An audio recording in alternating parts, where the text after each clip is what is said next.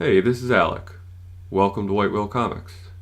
And welcome to my fourth installment of my artist review series. This one may be a surprise to some people, including myself actually.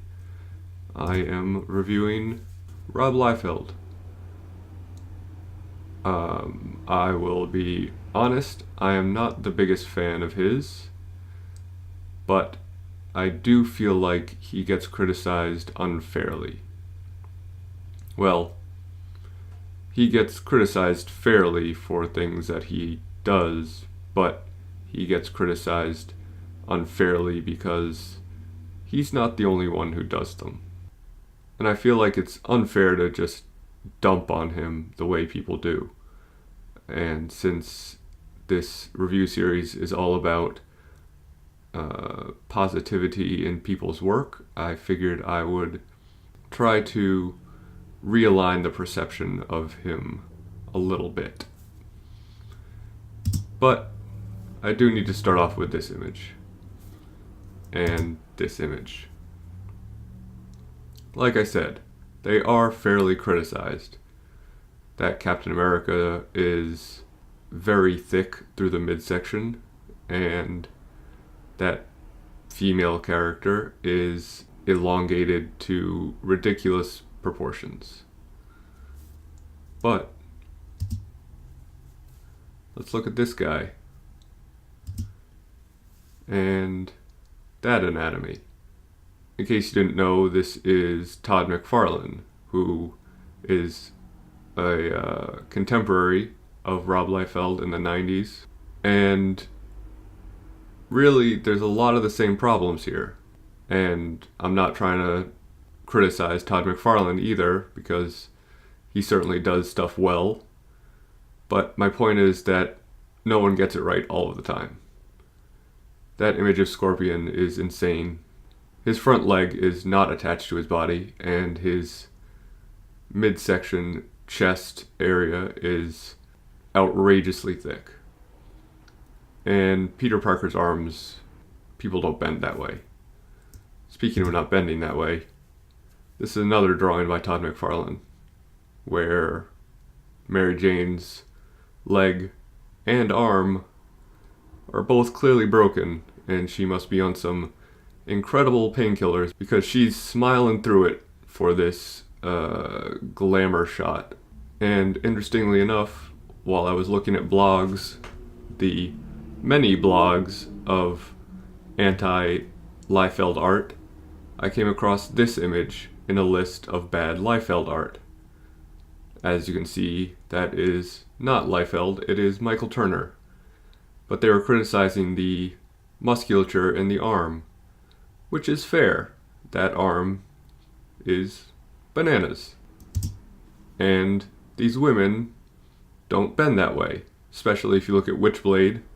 Her midsection can not hold a spine, never mind intestines or kidneys or anything. Now, again, I'm not trying to criticize Michael Turner. He is one of my favorite artists of all time, and I had the pleasure of meeting him a couple times, and he was as kind and welcoming as could be. But really, the criticisms of Rob Liefeld's women are not too far off from that Witchblade. So my point of all of this is that, yes, he makes mistakes, but hey, nobody's perfect, right? So everyone has a bad day. Speaking of bad days, everyone has a bad day. So I don't want to just talk about how other people make mistakes like Rob Liefeld makes mistakes. I want to talk about what he does well. And what I feel like he does well is dynamic action. That's an exciting scene. This is the, I believe, first page of X-Force number 1. And what more could you want from a comic of that era? Like, you open up that comic and, come on. That's exciting. That brings you in. Tons of characters running around, tons of extra lines and pouches and who knows what's going on in the background and fighting, and it's just cool and fun and exciting, and like I said, it's dynamic. Here's another splash from X-Force number 2, and again, pretty exciting. It's this scan is lined up a little weird in the middle, so it cuts the arm strangely, but you really get a sense of the fight and the sense of the movement and the action, and it makes for an exciting scene, which is where I, again, think he really excels. He creates these scenes that are very engaging as far as the action goes and the excitement, and his comics are just packed with that. Here's a 2-page spread from Youngblood number 2, I believe, and I don't know, I think it's pretty good. You get some impactful shots, you get some close-ups, you get some detail. Both close-ups of Prophet's face are pretty good, I think, right? Am I trying to convince myself of something that's not there?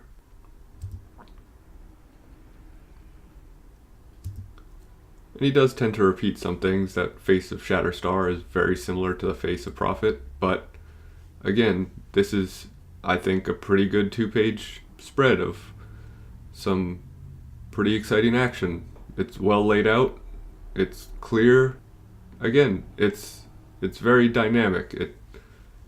I keep using that word, but that's really what it is. A lot of people draw action much more stagnant and still, and his action has a lot of movement, and it feels like a cool fight scene from a movie rather than a panel of someone just getting punched. And yes, he still has anatomical problems.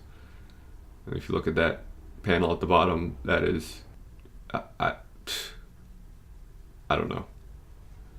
But he also doesn't have anatomical problems sometimes. That is a pretty cool pose and pretty exciting shot of that dude just getting walloped.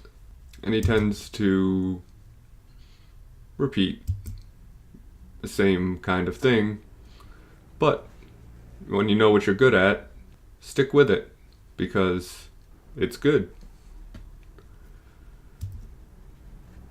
And speaking of good, I think this cover is awesome. I mean, it's super 90s in its style and its anatomy, but it was the 90s, and I think this cover is still iconic. Everybody knows it, and there was a reason he was popular back in the 90s, or so popular in the 90s. He's still really popular with a lot of people. This cover rules. And speaking of being popular in the 90s, I don't know if anyone remembers this. So how long have you been drawing comic books? Since I was about 7 years old, little kid. What did your parents think about it? They hated it. They hated it. Oh, yeah. After I got a job and they saw that you can make a living out of it, you'll hear no complaints anymore. And you created X-Force? Mm-hmm. So what is this drawing on?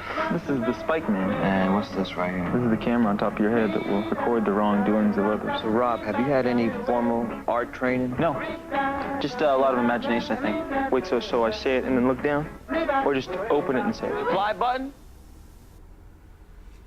That was a Levi's ad that actually ran on television with Rob Liefeld and Spike Lee. He really was part of the revolution of mainstreaming comic books. He was cool. He was young. He was creative. He was, at the time, considered quite a good artist. And he made comics start to seem cool. So I don't want to say without him we wouldn't have the MCU or anything like that, but he certainly helped. And let's not forget, he created two, minorly popular characters, and these are two more current illustrations of his, and I think they're both pretty cool. I think he has come a long way, and when he started, he was like 16 or 17. He was real young. And as he said himself in that very dated Levi's ad, he had no formal training. So, I think he has come a long way. And look at Deadpool's feet.